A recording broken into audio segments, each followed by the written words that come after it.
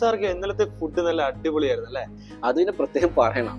കറാമ എന്ന് പറഞ്ഞ ഫുഡിന്റെ വെറൈറ്റി വൈബുള്ള ഒരു ഏരിയ ആണ്. മോനിക്ക, അങ്ങനെയാണെങ്കിൽ കറാമയിൽ എത്രത്തോളം റെസ്റ്റോറന്റുകൾ ഉണ്ടാവും? നമ്മൾ ശ്രദ്ധിച്ചിട്ടുണ്ടാവും, യുഎഇയിൽ തന്നെ ഏറ്റവും കൂടുതൽ റെസ്റ്റോറന്റ് ഉള്ള ഒരു പ്രദേശമാണ് കറാമ. നിസാർ മിനിഞ്ഞാന്ന് എന്നോട് ചോദിക്കുമ്പോൾ പറഞ്ഞു 1000ന്റെ മേലെ റെസ്റ്റോറന്റ് ഉണ്ടെന്ന് പറഞ്ഞതിനെ കുറിച്ച് പറഞ്ഞല്ലോ. അത്രയധികം റെസ്റ്റോറന്റുകളും കഫ്തീരിയകളും കറാമയിൽ. പക്ഷെ ഇന്ന് ഈ റെസ്റ്റോറന്റുകളും കഫ്തീരിയകളും കൂടുതലും നഷ്ടം സംഭവിക്കുവാനും കൂട്ടിപ്പോവാനൊക്കെ കാരണം പഴയ കച്ചവടത്തിന്റെ ആ ഒറ്റ പാരമ്പര്യത്തിൽ മാത്രം പോകുന്ന ഒരു ടീമിന് പിടിച്ചു നിൽക്കാൻ പറ്റുന്ന ഒരു കാലമല്ല.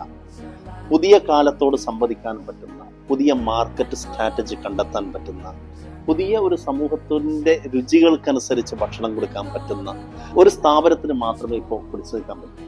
അപ്പൊ ഇവിടെയുള്ള ഈ റെസ്റ്റോറന്റുകളുടെ ഒരുപാട് കാര്യങ്ങൾ നമ്മൾ അറിഞ്ഞു വെക്കേണ്ടതുണ്ട്. അവരുടെ ലീഗലായിട്ടുള്ള മുനിസിപ്പാലിറ്റി, എക്കണോമിക്, ലേബർ ഡിപ്പാർട്ട്മെന്റ്, എല്ലാ കാര്യങ്ങളും വളരെ കൃത്യമായി പോകുന്ന ആളുകൾക്ക് മാത്രമേ ഒരു ഫൈനും ഇല്ലാതെ അവരുടെ സ്റ്റാഫ്, അവരുടെ കമ്പനി, ലൈസൻസ്, എല്ലാ കാര്യങ്ങളും പെർഫെക്റ്റായി കൊണ്ടുപോകാൻ പറ്റുന്ന ഒരു സംവിധാനം തഹ്ഫീൽ ഒരു കുടക്കീഴിലേക്ക് കൊണ്ടുവരുന്നുണ്ട്.